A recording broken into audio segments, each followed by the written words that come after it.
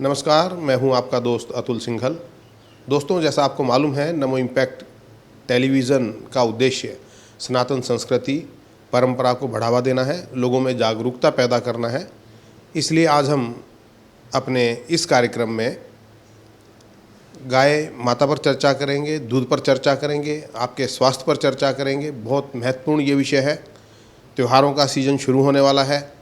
अक्सर आप सुनते हैं खबरें कि बाज़ार में नकली दूध, घी और नकली दूध घी से बनी मिठाइयाँ बिक रही हैं। किस प्रकार से ये सेहत को नुकसान पहुंचाती हैं, इन विषय पर चर्चा करेंगे। क्या इनकी पहचान है, ये हम जानने की कोशिश करेंगे। साथ में दिल्ली में जो गायों की समस्या है, सड़कों पर गोवंश घूमता है, जिसको लेकर दिल्ली सरकार ने भी कुछ बयान दिए हैं, उन पर चर्चा करेंगे। हमारे साथ चर्चा के लिए मौजूद रहेंगे यशपाल गुप्ता जी, जो गौसेवक हैं, कई गौशालाओं से जुड़े हैं, गाय के लिए कार्य करते हैं, जिसमें पथमेड़ा गो तीर्थ भी है और साथ में श्री कृष्ण गौशाला जो बवाना की है उसके लिए भी वो काफ़ी कार्य करते हैं। बहुत बहुत स्वागत है यशपाल जी आपका हमारे कार्यक्रम में।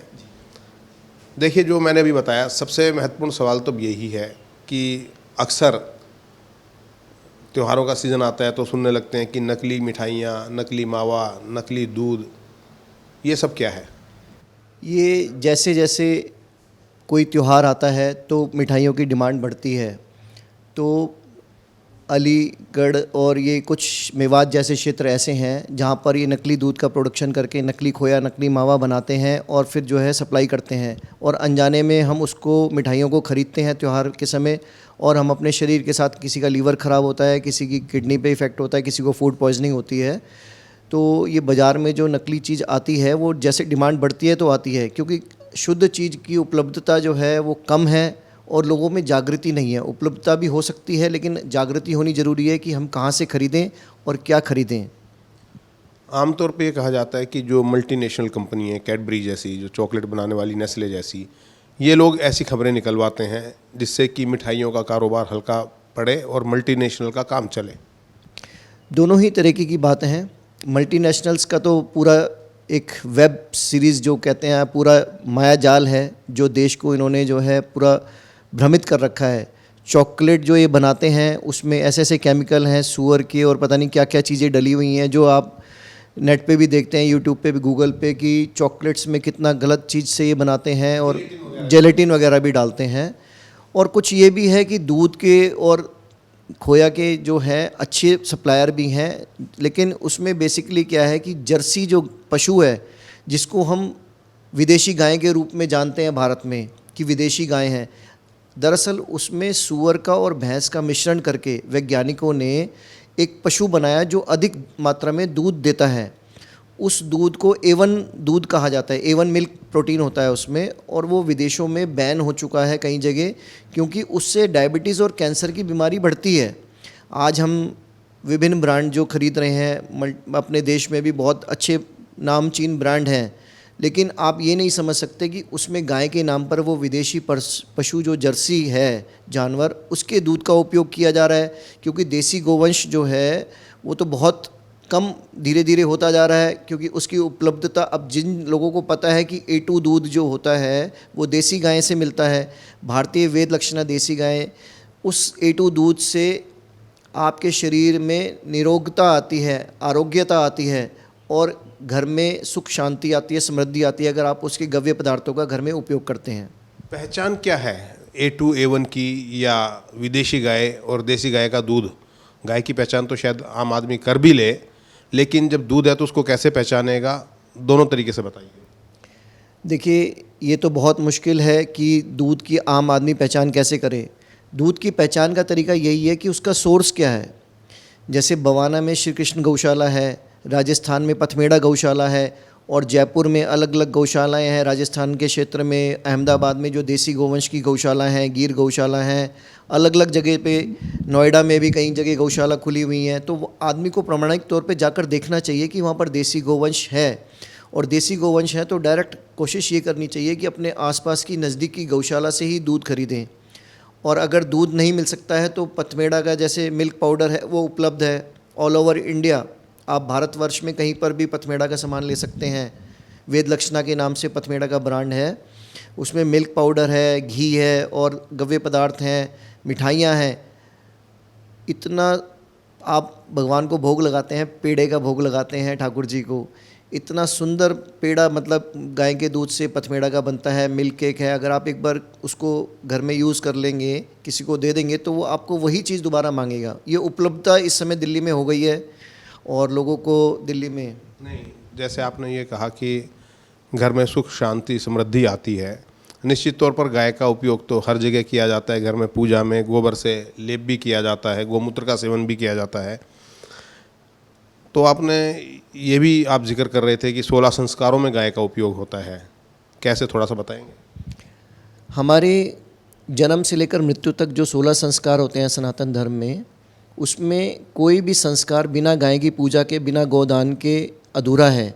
गाय के पंचगव्य से, गाय के गोबर गोमूत्र से ही जच्चा बच्चा का प्रक्षालन किया जाता है, ताकि वो शुद्धता होती है। हवन से जो किया जाता है बालक के जन्म के बाद, उसमें गाय के गोबर के रस से, गोमूत्र से, दूध दही से, पंचगव्य से उनको प्रक्षालन किया जाता है, ताकि वो शुद्ध उसमें आए। और जो गाय के गोबर से लेप करने के बाद गाय के घी से ही हवन किया जाता है।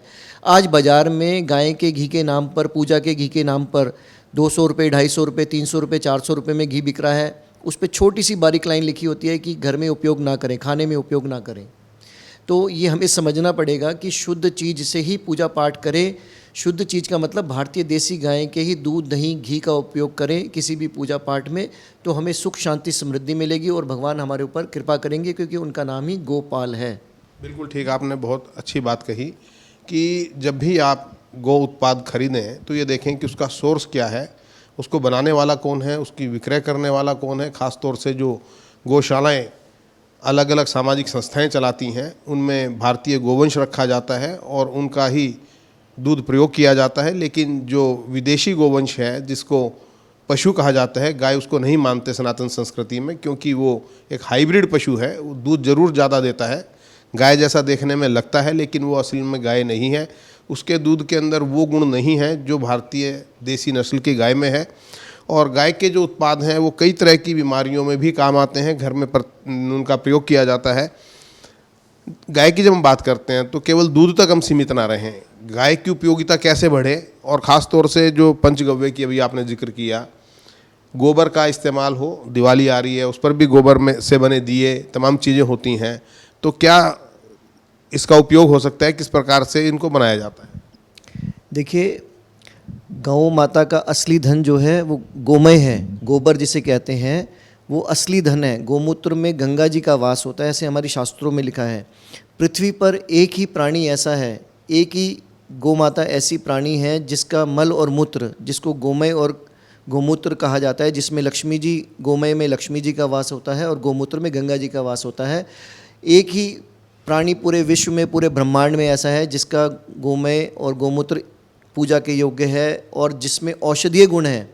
कैंसर को ठीक करने के लिए, कैंसर को रोकने के लिए केवल और केवल गाय के गोमूत्र में ही आप औषधि बनाकर अगर देते हैं तो वो आदमी बिना किसी कीमोथेरेपी के स्वस्थ हो सकता है और उसका कैंसर बढ़ने से रुक जाता है।